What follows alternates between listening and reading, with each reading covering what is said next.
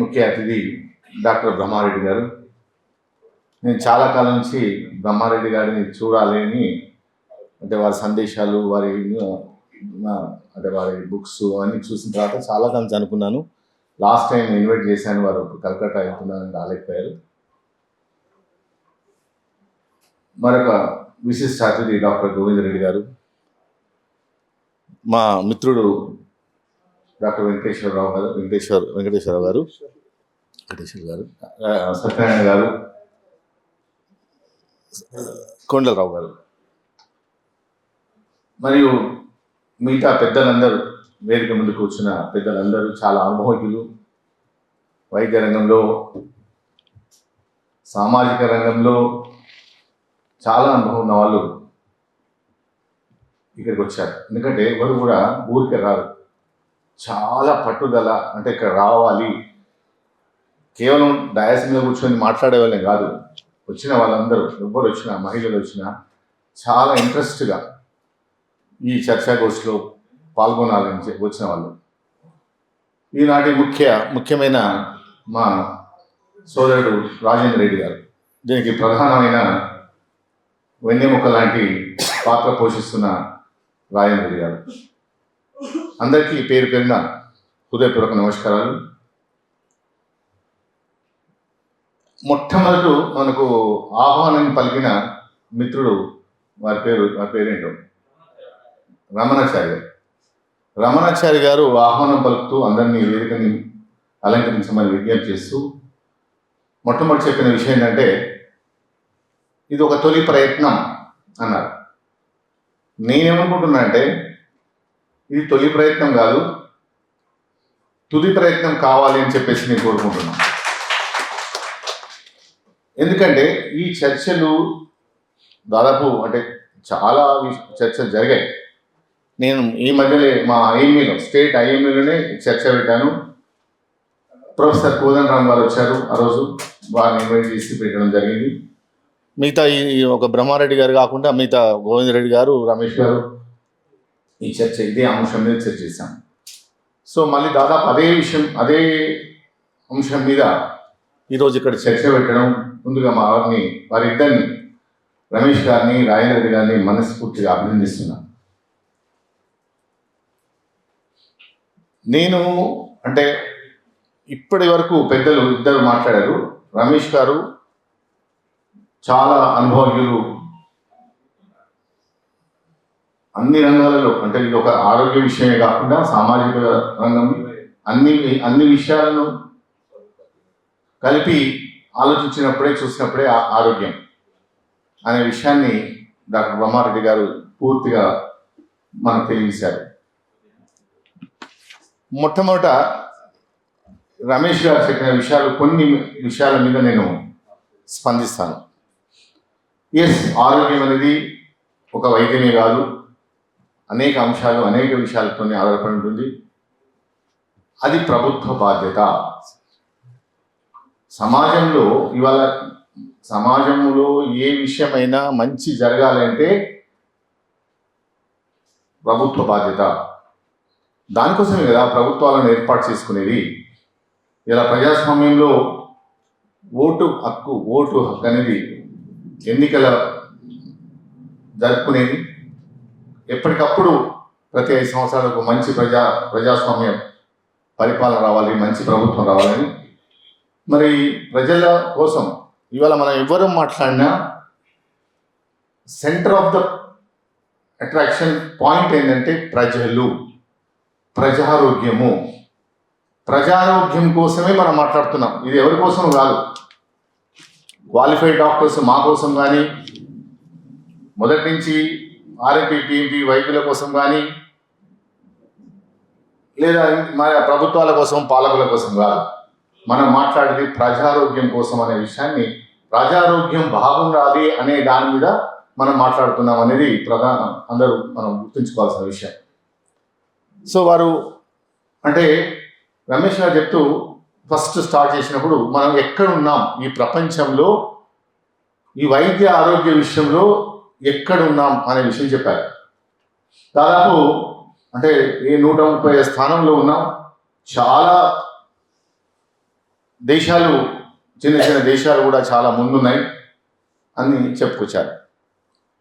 మరి ఎందుకు ఇది ప్రభుత్వాల అంటే ఈ ఆరోగ్యం విషయాన్ని కంప్లీట్గా విస్మరించడం? వైద్యం నెంబర్ 1, వైద్యం బ్రతుకుంటేనే విద్యను విస్మరించడం అనేది అంటే నాకు అనిపిస్తుంది. అంటే పెద్దలు బ్రహ్మారెడ్డి గారు ఉన్నారు, చాలా పెద్దల ముందు మాట్లాడడం కొంచెం సాహసం చేస్తున్నా. నేనేమంటున్నానంటే ఈ విద్య నెంబర్ 1, నెంబర్ 2 నాకు అనిపిస్తుంది ఏంటంటే మనకు స్వాతంత్రం వచ్చినప్పటి నుంచి, స్వాతంత్రం రాకముందు ఏదైతే బ్రిటిష్ పరిపాలన నుంచి మనం స్వాతంత్రం తెచ్చుకున్నామో, వాళ్ళు కొన్ని రంగాలను, కొన్ని వాళ్ళకు అనుకూలమైన, వాళ్ళకు అవసరం అనుకున్న రంగాలను అభివృద్ధి చేసి దానికి సంబంధించిన విషయాల మీద ఇండియన్ అడ్మినిస్ట్రేటివ్ కోర్సెస్ పెట్టుకొని IAS, IRS, IPS, IRTS పెట్టుకొని చాలా చక్కగా వాళ్ళకి అవసరం ఉన్న వాటిని బాగా చేసుకొని ప్రజలకు ప్రధానంగా ఏదైతే విద్య అవసరమో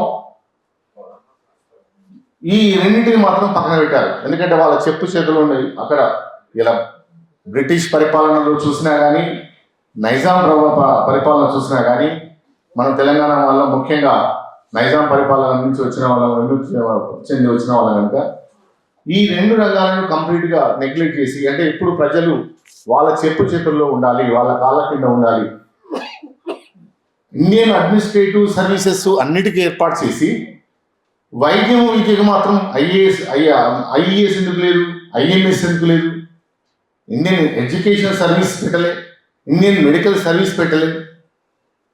ఈ 2 విషయాలు, ఈ రెండింటిని కంప్లీట్గా అంటే ఎట్లా అంటే ఒక గందరగోళమైన పరిస్థితిలో ఉంచారు. అది వాళ్ళ స్వార్థం కోసం. అదే పరిస్థితి ఇప్పటికీ కొనసాగుతున్నది.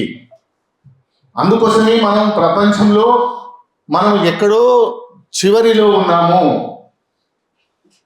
ముఖ్యంగా ఇలా వైద్య రంగం గురించి మాట్లాడుతున్నాం కనుక వైద్య రంగం విషయంలో ప్రజారోగ్యం అనేది ఇలా పూర్తిగా నిరాధారణ గురి అయి సామాన్య ప్రజలు, మారుమూల ప్రజలు, గ్రామీణ ప్రజలు చాలా అంటే బ్రహ్మారెడ్డి గారు గతంలో చెప్పినారు. అంటే దాదాపు ఈరోజు సామాన్య ప్రజల యొక్క వాళ్ళ యొక్క ఆదాయము దాదాపు 70% ఆదాయము వైద్యం కోసమే ఖర్చు పెడుతున్నారు. అంటే ఈ ప్రభుత్వాలు, పాలకులు ఎంత ఈ ప్రజారోగ్యాన్ని ఎంత నిర్లక్ష్యం చేశారు, ఎంత నెగ్లెక్ట్ చేసి, ఎంత ఈ ప్రజల యొక్క ఎంతసేపటికి వాళ్ళ యొక్క రాజకీయాలు చూసుకున్నారు తప్ప ప్రజారోగ్యాన్ని పట్టించుకున్న పాపన పోలేదు అనేది ఈరోజు మనకు స్పష్టంగా కనిపిస్తున్నది. మనం ఈరోజు అందరం చాలా ఇంట్రెస్ట్ తోటి మన హెల్త్ అనే ఆరోగ్య తెలంగాణ మనందరి బాధ్యత, ఆరోగ్య తెలంగాణ నిర్మాణం కోసం మనందరి బాధ్యత అని చెప్పేసి ఈరోజు మనం ఇక్కడ కూర్చున్నాం. చాలా సంతోషం. ఈరోజు మీరు ఈ కార్యక్రమం తీసుకున్నందుకు చాలా సంతోషంగా ఉంది. ఎందుకంటే నేను IMAలో కార్యక్రమం పెడితే మేము ఓన్లీ మా ప్రొఫెషన్ సంబంధించిన వాళ్ళం మేము పెట్టినట్టుంది.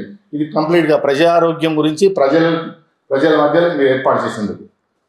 అయితే ఒక్కటే, మనం ఇలా ఆరోగ్యాన్ని మరి మనందరి బాధ్యత అనుకున్నప్పుడు ప్రజలకు మంచి వైద్యం అందించాలి అనేది అది ప్రభుత్వ ధ్యేయం కావాలి. దానికోసం మనందరం ప్రభుత్వాన్ని నిలదీయాలి అనేది ఇక్కడ మనందరి యొక్క ధ్యేయం. ప్రజలకు ఇప్పుడు వైద్యము అది హక్కు, ప్రతి ఒక్కరి హక్కు. మంచి నాణ్యమైన వైద్యము ఏ మారుమూల ప్రాంతంలో ఉన్నా, ఏ గోండుగూడలో ఉన్నా, ఎక్కడ ఉన్నా వాళ్ళకి అందించవలసిన బాధ్యత ప్రభుత్వాన్ని. ఎందుకు ప్రభుత్వాలు ఈ రకంగా నిర్లక్ష్యం చేస్తున్నాయి? మరి ఒకవైపు నుంచి మనం ఆ ప్రజారోగ్యం 130 స్థానం ఎక్కడో వెనుకకుంటే మరి మెడికల్ కాలేజీలు ఏ స్థానంలో ఉన్నాం? ఒకసారి రమేష్ గారు చెప్పాలి. మెడికల్ కాలేజీలు ఈ దేశంలో, ఈ రాష్ట్రంలో వేరే దేశాలతో కంపేర్ చేస్తే మెడికల్ కాలేజీల శాతం ఎంత ఉన్నది? ప్రజారోగ్యమేమో పూర్తిగా ఎక్కడో ఉన్నప్పుడు మరి మెడికల్ కాలేజీలు మరి దేశంలో ఇవాళ దాదాపు 1000 మెడికల్ కాలేజీలు ఉన్నాయి దేశం. తెలంగాణలో 64, 65, 66 వచ్చినాయి. అంటే ఒక ఇటు చూసి అటు చూసేసరికి సంఖ్య పెరిగిపోతుంది. 60 కాదు, 64 దాటినాయి. మొన్న రేవంత్ రెడ్డి గారు మన ముఖ్యమంత్రి గారు వాళ్ళ కోడంగల్లో పెట్టుకున్న దాంతో 64 అయినాయి.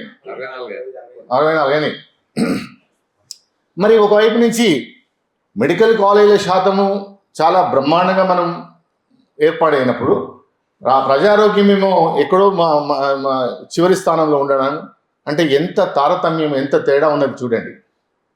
అంటే వాస్తవంగా చెప్పాలంటే మీరు అంటే ఎవరు కూడా కొంచెం దయచేసి అపార్థం చేసుకోవద్దు.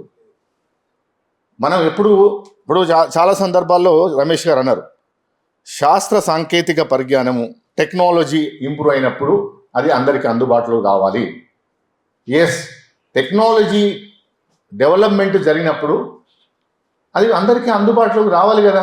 అది కేవలము సిటీలకు, అర్బన్ ప్రాంతాలకే అందుబాటులోకి రావాలా? మారుమూల ప్రాంతాలకు, గ్రామీణ ప్రాంతాలకు, ముఖ్యంగా తెలంగాణ ఇవాళ పెద్దలిద్దరు మనకు సీమాంధ్ర నుంచి వచ్చిన వాళ్ళు ఉన్నారు, గౌరవ అతిథులు. ఆ రోజు మరి సీమాంధ్ర పెత్తందారి వ్యవస్థ ఉండకూడదు, తెలంగాణ రాష్ట్రం మా రాష్ట్రం మేము ఏర్పాటు చేసుకొని మేము బ్రహ్మాండంగా అభివృద్ధి చేసుకుంటామని చెప్పేసి ఆ రోజు ఉద్యమం స్టార్ట్ చేసి 2001లో అందరం దానికి సపోర్ట్ చేసి మేము తెలంగాణ రాష్ట్రం తెచ్చుకున్న తర్వాత ప్రతి గ్రామంలో మంచి వైద్యం, విద్య అన్నీ అందుబాటులోకి తీసుకొచ్చుకుంటామని చెప్పి గొప్పలు చెప్పి ఏర్పాటు చేసుకుని ఉద్యమంలో అందరూ పార్టిసిపేట్ చేశారు. మీరు చేశారు, మేము చేసాం, అందరం చేసాం. మరి ఇవాళ ఏం మార్పు వచ్చింది? మరి ముఖ్యంగా వైద్య రంగంలో, వైద్యం విషయంలో ఏం మార్పు వచ్చింది? నేనేమంటున్నా, ఇప్పుడు బ్రహ్మారెడ్డి గారు పెద్దలు ఒక మాట చెప్పారు, ఎట్లయితే క్వాలిఫైడ్ వైద్యులు క్వాలిఫైడ్ వైద్యము ప్రక్షాళన చేయాలి. అంటే మెడికల్ కాలేజీలు వైద్యులను తయారు చేసే విధంలో వారు చెప్పినట్టు ప్రతి చిన్న విషయం కాడి నుంచి పెద్ద విషయం వరకు అన్ని విషయాలు నేర్పించి ప్రజలతోటి మంచి మమేకమై మంచి సత్సంబంధాలు మెయింటైన్ చేసుకుంటూ వైద్యం చేసే విషయం అక్కడి నుంచి మొదలు కావాలి. ప్రతి విషయంలో ఆ విధంగా చర్యలు చేపట్టాలి అనేది వారు చెప్పింది కరెక్ట్, అది చేయాలి. అది వైద్యులను తయారు చేసేటప్పుడు ఒక నాణ్యమైన వైద్యులను తయారు చేసుకొని మరి నాణ్యమైన వైద్యులను గ్రామీణ ప్రాంతాల్లో, మారుమూల ప్రాంతాల్లోకి తీసుకెళ్ళాలి కదా. ఇప్పుడు వారు అన్నారు, ఎప్పుడైతే క్వాలిఫైడ్ వైద్యులు వెళ్తే ఈ ఆర్ఎంపీలు, పిఎంపీలు ఎవరైతే గతంలో వైద్యం అంటే వైద్యులు లేకపోవడం వల్ల వైద్యం చేసిన వాళ్ళు ఆటోమేటిక్గా పక్కకు వెళ్ళిపోతారు, మాయమవుతారు అని అన్నారు. నేను అదే విషయాన్ని నేను అడుగుతున్నా.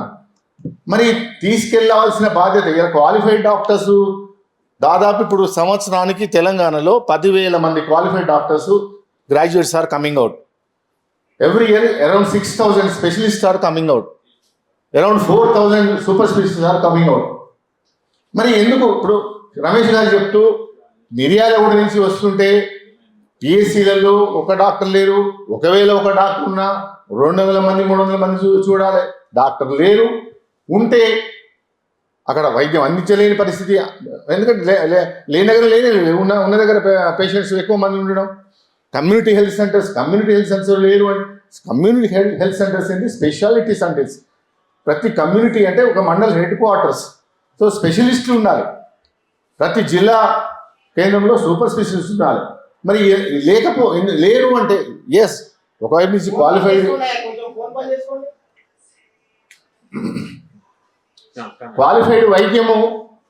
వైద్యులు తయారు చేసుకోవాలి. క్వాలిఫైడ్ వైద్యము మారుమూల ప్రాంతాలకు, గ్రామీణ ప్రాంతాలకు అందుబాటులోకి తీసుకురావాలి అనేది మనందరి ధ్యేయం కావాలి. మీరు ఇంతకుముందు ఒక ప్రశ్న వేశారు. ఇప్పుడు ఎవరైతే ఆర్ఎంపీసీ, పిఎంసీ ఇప్పుడు ఎవరైతే మొదటి నుంచి ఇట్లా ప్రాక్టీస్ చేసుకుంటూ ఉంటున్నారో, గ్రామీణ ప్రాంతంలో చేస్తున్నారో వారి పిల్లలు అదే రంగంలోకి రావట్లేదు. చాలా మంది క్వాలిఫైడ్ డాక్టర్స్ అయిపోయారు కదా. మరి ఎందుకు అంటే ఈ పద్ధతి మనకు లేనప్పుడు, ఇప్పుడు ఎక్కడేం చెట్టు లేకపోతే ఆమ్లం చెట్టే మహావృక్షం. కానీ మంచి చెట్టు ఉన్న తర్వాత ఆమ్లం చెట్టు నీడని నిలబడం కదా. ఒక మంచి చల్లటి వేప చెట్టు ఉన్నది, అక్కడ నిలబడతాం కదా. మీరందరూ కూడా మీ పిల్లలను మంచి ఇలా మా వరంగల్లో చాలామంది స్పెషలిస్టులు, సూపర్ స్పెషలిస్ట్ ఉన్నారు, ఆర్ఎంపీసీ యొక్క పిల్లలు. చాలా సంతోషం. నేనేమంటున్నా అంటే సార్, ఒక్కటి మిమ్మల్ని సూటిగా ప్రశ్నించేది ఏంటంటే, బ్రహ్మారెడ్డి గారు, క్వాలిఫైడ్ వైద్యులు ఎలా ముందుకు వస్తుంటే, వారి వైద్య సేవలు ఎలా ముందుకు వస్తుంటే అన్క్వాలిఫైడ్ వైద్య సేవలు ఆటోమేటిక్గా మరుగైపోతాయి, తెరమరుగవుతాయి అన్నారు. మరి అదే పరిస్థితి అదే కనుక జరిగి ఉంటే ఈ అర్బన్ ప్రాంతాలలో ఇవాళ మనం హైదరాబాద్ నడిబొడ్డులో కూర్చున్నాం. ఈ హైదరాబాద్ ఇక్కడి నుంచి ఒక రోడ్డు మీద ప్రయాణం చేద్దాం. రోడ్డు మీద మా ఐఎంఏ కోటిలో ఉంది. మా ఐఎంఏ నుంచి ఏ రోడ్డు మీదైనా నడుచుకుంటూ వెళ్దాం. నడుచుకుంటూ వెళ్ళే ఒక కిలోమీటర్ 2 కిలోమీటర్లు నడిచే లోపల ఎంతమంది అన్క్వాలిఫైడ్ వైద్యులు, ఇంకా బుడ్డలకు ఆపరేషన్ లేకుండా వైద్యం చేస్తాం.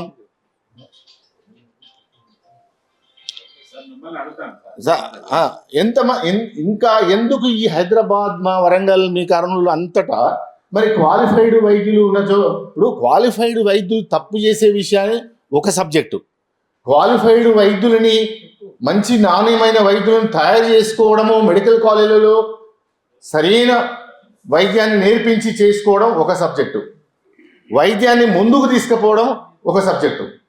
క్వాలిఫైడ్ వైద్యాన్ని ముందుకు తీసుకుపోయే క్రమంలో మరి ఒకవేళ ఆటోమేటిక్గా మీరు అంటే కనుమరుగవుతారు అనుకుంటే మరి అది సిటీలలో జరగాలి కదా. మరి ఎక్కడైతే ప్రభుత్వ, ప్రైవేటు అన్ని రకాల వైద్య సేవలు ఉన్న దగ్గర మరి ఎందుకు ఇవాళ ఇంకా అన్క్వాలిఫైడ్ వైద్యులు ఉన్నారు? మరి వాళ్ళు స్వచ్ఛందంగా వాళ్ళు తొలగిపోవాలి కదా. మరి గ్రామీణ ప్రాంతాల్లో ఉన్న వాళ్ళు ఓకే లేకపోవడం వల్ల చేస్తున్నారు. అనేక సందర్భాల్లో గ్రామీణ వైద్యులు మేము చాలా సంవత్సరాల నుంచి మేము చాలా రాత్రనక పగలనక చేస్తున్నాం అన్నారు. ఓకే, అక్కడ లేనప్పుడు చేస్తున్నారు. మరి ఇక్కడ ఉన్న ఈ అర్బన్ ప్రాంతాలలో ఉన్న వాళ్ళను మరి ఎవరు తొలగించాలి? నేను అనుకునేది ఏంటంటే, ఇదంతా వాస్తవం చెప్పాలంటే ప్రభుత్వాలు, పాలకులు మన మధ్యన గొడవ అంటే వాళ్ళు ఎంత చాలా చాకచక్యంగా తప్పుకుంటున్నారంటే, I'm not talking about any particular party, irrespective of political party, all the parties, అందరు పాలిటిషియన్స్ ఒకటే. ప్రజారోగ్యాన్ని విస్మరించి ఏం కావాలో ప్రజారోగ్యాన్ని బాగు చేయడానికి ఏ చర్యలు చేపట్టాలో చేపట్టకుండా చాలా తెలివిగా బురదలో రౌతు వేసి, వాడు బురద దాటాలంటే వాడికి మట్టి అంటకుండా అక్కడ రౌతు వేసి, రౌతు మీద కాలేసి బయటపడుతున్నాడు. ఆ కాలు వేసినప్పుడు బురద మొత్తం వైద్యుల మీద, అందరి మీద పడుతున్నది. అన్క్వాలిఫైడ్ వాళ్ళు, క్వాలిఫైడ్ అందరూ పంచాయతీ పెట్టుకునే పరిస్థితి, నీ తప్పు నా తప్పు అనుకునే పరిస్థితి. ఇవన్నిటికీ కారణం పాలిటీషియన్స్ చాలా ఆడే పెద్ద డ్రామా. ఈ పెద్ద డ్రామాలో ప్రజలు ఘోరంగా వాళ్ళు ప్రజారోగ్యానికి అందుబాటులో లేకుండా నష్టపోకుండా అనేక విధాలుగా నష్టపోతున్నారు. పాపం ప్రజలు మాకు క్వాలిఫైడ్ మంచి వైద్యం ఎందుకు అందించవు అని వాళ్ళు అడిగే పరిస్థితి లేకపోవడం. ఎందుకంటే ఇక్కడ పాలిటీషియన్స్ పెద్ద గేమ్ అనటం, ప్రజల మధ్య ఒక రకమైన గేమ్ ఆడుకుంటూ వాళ్ళు ముందుకు పోతున్నారు. ప్రజారోగ్యం వెనుకపోతున్నది. ఇప్పుడు ఎంత విచిత్రం అంటే, నువ్వు మెడికల్ కాలేజ్ ఎందుకు పెడుతున్నది ఈ ప్రభుత్వాలు? పుట్టగొడుగులాగా మెడికల్ కాలేజ్, అది కూడా రాజకీయం కోసమే, వైద్యం కోసం కాదు. ఎంత విచిత్రం అంటే, మా కాన్స్టిట్యున్సీలో నేను పెట్టుకున్న మెడికల్ కాలేజ్ నేను పెట్టినా, నా కాన్స్టిట్యున్సీలో నేను పెట్టినా అని చెప్పుకుంటూ ఇవాళ 33 జిల్లాలకు 66 మెడికల్ కాలేజ్ దగ్గర 66 మెడికల్ కాలేజ్ తీసుకొచ్చి ఇంకా మళ్ళీ ప్రజారోగ్యం మంచిగా లేదు, మనకు వెనుకబడి ఉందంటే ఎంత తెలివిగా వీళ్ళు నాటకాలు ఆడుతున్నారు చూడండి రాజకీయ నాయకులు. నేను అనేది ఏంటంటే, ఇవాళ ఇక్కడ కూర్చున్న వాళ్ళ అందరం మనందరిది ఒకటే ధ్యేయం. ప్రభుత్వాలు, పాలకులు ఘోరంగా తప్పుకుంటున్నాయి, మనందరి మధ్య అలజడి సృష్టించి తప్పుకుంటున్నాయి, వాళ్ళ బాధ్యత నుంచి తప్పుకున్నాయి. ఎందుకు? దానికోసమే రమేష్ గారు చెప్పారు, ఏ రోజైతే ఎడ్యుకేషన్ కమిషన్, అది కూడా చూడండి, మరి ఇదే రేవంత్ రెడ్డి గారి ప్రభుత్వము ఎడ్యుకేషన్ కమిషన్ ఏర్పాటు చేసి విద్యారంగాన్ని ప్రక్షాళన చేయడానికి, విద్యారంగాన్ని మొత్తం సమూలంగా దాన్ని ఏ రకమైన మార్పులు తీసుకురావాలని చెప్పేసి స్టడీ చేయడానికి ఎడ్యుకేషన్ కమిషన్ ఏర్పాటు చేసిండు, కానీ హెల్త్ కమిషన్ ఏర్పాటు చేయలేదు. ఏంటంటారు? ఏం తెలివి అనాలది? ఏం గొప్పతనం అనాలి? నువ్వు ఎడ్యుకేషన్ కమిషన్ ఏర్పాటు చేసినప్పుడు ఆటోమేటిక్గా నీకు హెల్త్ కమిషన్ అనేది నీకు ఆలోచన రావాలి కదా, అంటే కావాలని కదా నువ్వు హెల్త్ కమిషన్ ఏర్పాటు చేసి ఇవాళ మనం ఏ విషయాలన్నీ మాట్లాడుతున్నామో ఎవరెవరి మనసులో ఏమున్నదో అన్నిటికీ ఒక మార్గము, ఒక ఒక ఒక స్పష్టమైన ఒక ఒక దిశలో ప్రయాణం చేయడానికి ఒక మార్గం చూపించే బాధ్యత హెల్త్ కమిషన్ ఏర్పాటు చేసి నిష్ణాతులను ఏర్పాటు చేసి ఎడ్యుకేషన్ కమిషన్కు ఒక retired IAS officer Akunuri Murali గారిని చైర్మన్గా పెట్టి ఒక మంచి నిజాయితీ పనులు పెట్టి ఒక కమిటీ ఏర్పాటు చేసి ఇవాళ విద్యారంగంలో మొత్తం స్టడీ చేసి ప్రభుత్వానికి సలహాలు సూచనలు ఇస్తున్నారు. నేను లాస్ట్ మళ్ళీ అప్పటి నుంచి కోదండరామ్ గారు వస్తారని చెప్పేసి భావిస్తున్నా. సార్ వస్తారంటున్నారు, వచ్చినా రాకుండా వారికి ఇన్ఫర్మేషన్ పోతుంది. లాస్ట్ టైం హెల్త్ కమిషన్ అనే విషయాన్ని వారు ఇవాళ రమేష్ గారు చెప్పారు. This is my brain child. Health education commission నా బ్రెయిన్లో హెల్త్ కమిషన్ ఎందుకు ఏర్పాటు చేయలేదు అని నేను మా వరంగల్లో జోనల్ కాన్ఫరెన్స్ పెట్టాను. అప్పుడు కూడా రమేష్ గారు వచ్చారు. గవర్నమెంట్ ఏర్పాటు నుంచి నేను డిమాండ్ చేస్తున్నా. నేనేమంటున్నానంటే నువ్వు హెల్త్ కమిషన్ ఏర్పాటు చేసి ఒక నిష్ణాతులతో ఒక కమిటీ ఏర్పాటు చేసి ఈ ప్రజారోగ్యం ఏ పరిస్థితిలో ఉన్నది, ఎట్లా ముందు తీసుకుపోవాలనేది స్టడీ చేయండి. ఇంకెంతకాలం కూర్చొని ఎవరికి వాళ్ళము నీ తప్పు నా తప్పు నా తప్పు నీ తప్పు అని అనుకుంటూ కూర్చోవాల్సిన పరిస్థితి. ఇప్పుడు మీ క్వాలిఫైడ్ డాక్టర్స్ ఆర్ఎంపీస్ వద్దన్నామని మేము వద్దన్నామని మీరు అనుకోవడం, మీరు మా తప్పులు మీరు వినడం. తప్పు చేస్తే ఎవడు తప్పు చేసినా శిక్ష పడాలి. క్వాలిఫైడ్ తప్పు చేసినా శిక్ష పడాలి. కార్పొరేటర్ తప్పుకు తగిన శిక్ష పడాలి. తప్పు క్వాలిఫైడ్ చేయొద్దు, అన్క్వాలిఫైడ్ చేయొద్దు. వైద్యం చేసే వాళ్ళే చేయాలి. చేసే పరిస్థితి నాణ్యమైన వైద్యాన్ని ముందు తీసుకుపోవాలని చెప్పేసి నేను ఒక్కటే ఈ సందర్భంగా బ్రహ్మారెడ్డి గారికి, గోవిందరెడ్డి గారికి, అంటే ఎందుకంటే తెలంగాణ రాష్ట్రం గొప్పగా చాలా గొప్ప మాటలు చెప్పి తెచ్చుకున్నామే, మా తెలంగాణ నాయకులు ఏం చేశారనేది ఇప్పుడు మాట్లాడితే లక్షల కోట్లు ఖర్చు పెట్టి ప్రాజెక్టులు కట్టి కొండలు తవ్వి గుట్టలు తవ్వి కెనాల్స్ తవ్వి మారుమూల ప్రాంతాలకు సాగునీరు త్రాగునీరు అందిస్తున్నాం అని చెప్పేసి చెప్తారు. సరే, అందులో ఎంత తిన్నారు ఎంత మింగినరు అది పక్కన పెడదాం. కానీ కొంతవరకైతే నీరు అందింది. సాగునీరు త్రాగునీరు కోసం లక్షల కోట్లు ఖర్చు పెట్టడం. సరే, ఇలా కాళేశ్వరం ప్రాజెక్ట్ కూలిందా నిలబడదా అవన్నీ విషయం పక్కన పెడదాం, అయ్యో సంబంధం లేదు. కానీ ప్రజలకు నువ్వు సాగునీరు త్రాగునీరు అందించడానికి లక్షల కోట్లు ఖర్చు పెట్టి నువ్వు నీరు తీసుకుపోతావే, కొండలు గుట్టలు తవ్వి నీరు తీసుకుపోయినావే. మరి క్వాలిఫైడ్ వైద్యాన్ని ప్రతి గ్రామంలో ఒక పిఎస్సి ఏర్పాటు చేయవా? ఇంతకుముందు మరొకటి అన్నారు కేరళ రాష్ట్రాన్ని ఎగ్జాంపుల్గా. ఇవాళ కేరళ రాష్ట్రంలో దాదాపు 6,000 గ్రామ పంచాయతీలు ఉంటే మోరాలెస్ 6,000 పిఎస్సీలు. ప్రతి గ్రామ పంచాయతీ ఒక పిఎస్సి అనుసంధానం చేసి 24/7 క్వాలిఫైడ్ వైద్యాన్ని అందిస్తున్నారు. ప్రతి కమ్యూనిటీ హెల్త్ సెంటర్లలో స్పెషలిస్ట్ వైద్య సేవలు అందిస్తున్నారు. కేరళలో, ఈవెన్ కేరళ కాదు, కర్ణాటకలో దాదాపు అదే పరిస్థితి వచ్చింది, తమిళనాడులో అదే పరిస్థితి వచ్చింది. నేనేమంటున్నాను, దయచేసి మిత్రులారా, మనము అందరం ఆలోచించేది ప్రజల కోసం, ప్రజారోగ్యం కోసం. మీ దాంట్లో చాలా అనుభవజ్ఞులు ఉన్నారు, చేసిన వాళ్ళు ఉన్నారు. ఇప్పుడు ఆటోమేటిక్గా మీకు మీరే మీ పిల్లలను క్వాలిఫైడ్ వైద్యులుగా తయారు చేసుకొని మీకు మీరే రిటైర్మెంట్ తీసుకుంటున్నారు, తప్పదు. ఇలా ఎవరైనా కొత్తగా వచ్చే వాళ్ళు ఉంటే నా దృష్టిలో కొత్తగా ఎవరు కూడా ఈ ఆర్ఎంపీ పిఎంపీ వ్యవస్థలు రాకూడదు. వాళ్ళు ఏదైనా మంచి, ఇప్పుడు నువ్వు పారామెడికలా, మెడికలా, నర్సింగా, నువ్వు ఏ దేనికి నీ క్వాలిఫికేషన్ సూట్ అవుతుందో సరిపోతుందో దాన్ని చూస్ చేసుకొని పోవాలి. మెల్లమెల్లగా మొత్తం క్వాలిఫైడ్ వైద్యాన్ని అందరం ప్రతి ఒక్కరికి, భార్య పిల్లలు మన తల్లిదండ్రులు అందరూ ఆరోగ్యంగా ఉండాలని కోరుకుంటాం కనుక మంచి నాణ్యమైన వైద్యం రావాలి.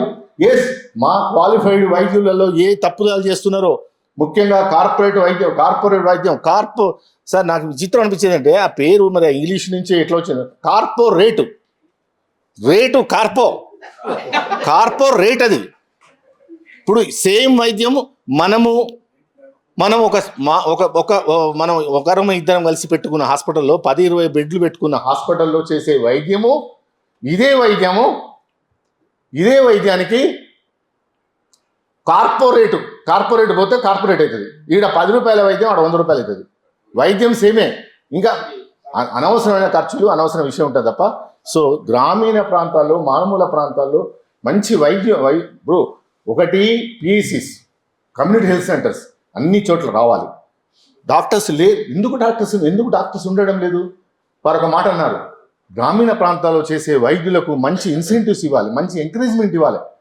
ఎలా ఇప్పుడు ములుగు, ఏటూరు, నాగరం పేరు చెప్పారు. అక్కడ ఎందుకు ఐపీఎస్ ఆఫీసర్లు ఉన్నారు? ఎందుకు పోలీస్ వ్యవస్థ, రెవెన్యూ వ్యవస్థ ఎందుకున్నారు? వాళ్ళకు సకల భోగాలు, సకల సౌకర్యాలు, సకల సెక్యూరిటీ అన్నీ ఉన్నారు ఐపీఎస్ ఆఫీసర్లు. డాక్టర్ ఎందుకు ఉండరు? అరే డాక్టర్ అంటే నువ్వు 60,000 ఉద్యోగం శాలరీ ఇచ్చి నువ్వు ఎక్కడో ఉండు, నీకు ఆడ ఉండడానికి షెల్టర్ ఉండదు, ఏముండదు. ఇప్పుడు ఎంత విచిత్రం అంటే తెలంగాణ వచ్చినప్పటి నుంచి ఎంత మోసం జరుగుతుందంటే సార్, మేము ఇన్ని వేల ఉద్యోగాలు క్రియేట్ చేశాం, ఇన్ని వేల ఉద్యోగాలకు పిలిస్తే రావట్లేదు, వచ్చిన వాళ్ళు ఉండడం లేదు అంటారు. నువ్వు ఏం ఉద్యోగాలు ఇస్తున్నావయ్యా? నువ్వు ఏం ఉద్యోగాలు పిలిచావు?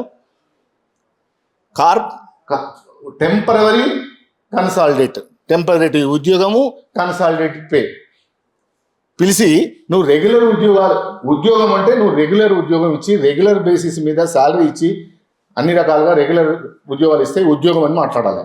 నువ్వు టెంపరీ ఉద్యోగాలు చెప్పుకుంటూ ఈ రకంగా ప్రజలకు అంటే ఏంటంటే ఐవాష్, మేము పిలుస్తున్నాం రావట్లేదు, ఉండట్లేదు అని చెప్పేసి మా వైద్యులను మీద బురదలుకుంటూ ఇటు మా మధ్య ఒక అగాధాన్ని సృష్టించి చాలా తెలివిగా ఈ రాజకీయ నాయకులు గేమ్స్ ఆడుతున్నారు.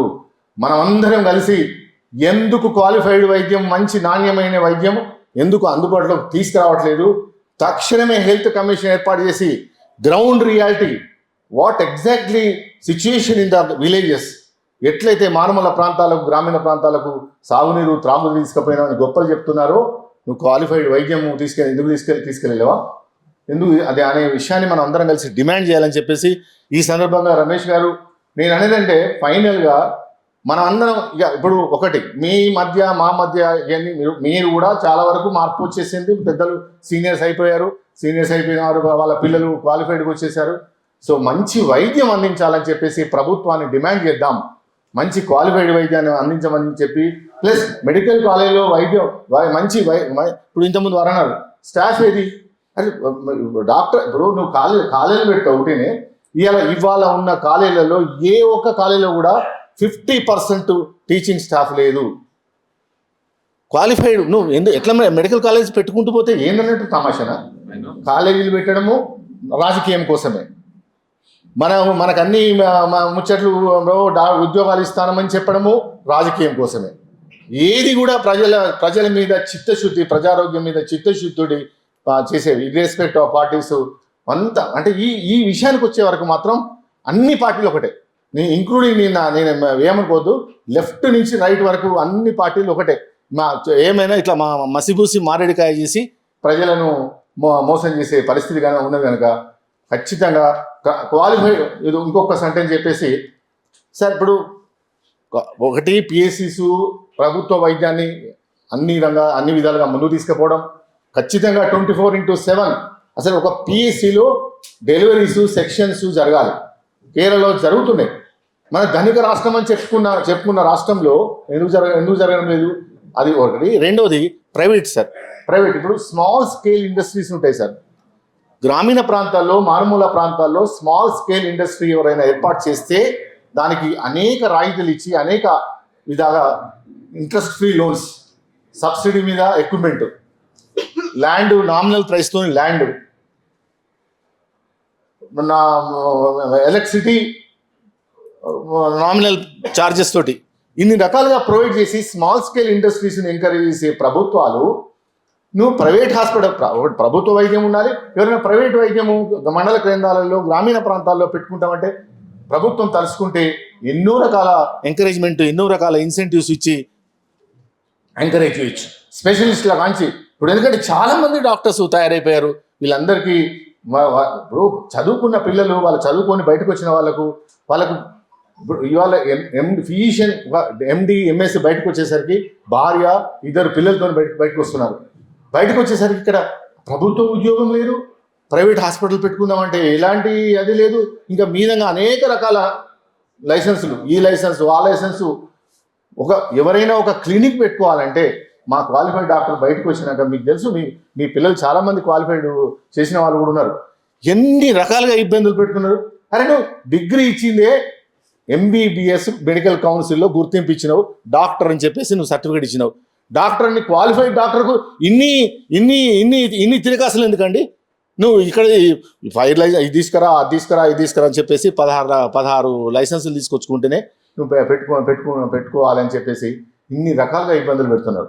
నేనేమంటున్నా అంటే మనందరి ధ్యేయం ప్రజారోగ్యం బాగుపడాలంటే ఈ ప్రభుత్వాలు పాలకులు చేసే మోసాన్ని ప్రజలకు చెప్పి ఇంకెన్నడూ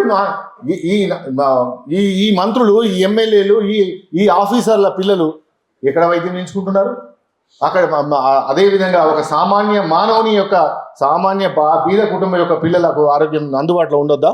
ఎట్ ద డోర్ స్టెప్ నా లాస్ట్ డిమాండ్ ఏంటంటే at the doorstep qualified వైద్యము, నాణ్యమైన వైద్యము అందుబాటులోకి ఎప్పుడు తీసుకొస్తారు ఈ ప్రభుత్వాలను మనం అందరం నిలదీయాలని చెప్పేసి తక్షణమే అన్ని సమస్యలకు ఒక మంచి మార్గం దొరికేది హెల్త్ కమిషన్ ఏర్పాటు చేయాలని చెప్పేసి ఈ సందర్భంగా నేను డిమాండ్ చేస్తూ పెద్దలు వారందరికీ చాలా మనస్ఫూర్తిగా ధన్యవాదాలు తెలియజేసుకుంటూ థ్యాంక్ యూ వెరీ మచ్.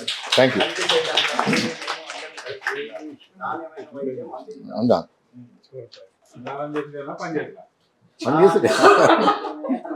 మిత్రులారా,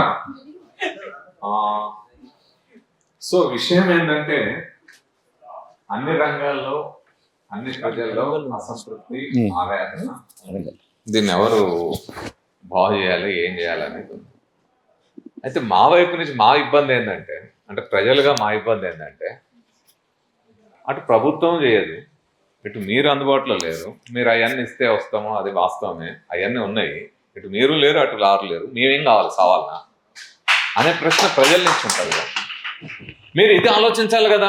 ప్రభుత్వాన్ని మనం ఎంత విమర్శిస్తున్నాం అడగాలి ప్రభుత్వాన్ని. నేను అందుకే ముందన్నది ఐఎంఏ ముందుండి లీడ్ చేస్తుందా లేకపోతే మేము ముందు ఉండాలా చెప్పండి. ఈరోజు చర్చ చేద్దాం, ఒక మూమెంట్ మొదలు పెడదాం, ఆరోగ్య కమిషన్ కోసం ఏం చేయాలో చేద్దాం.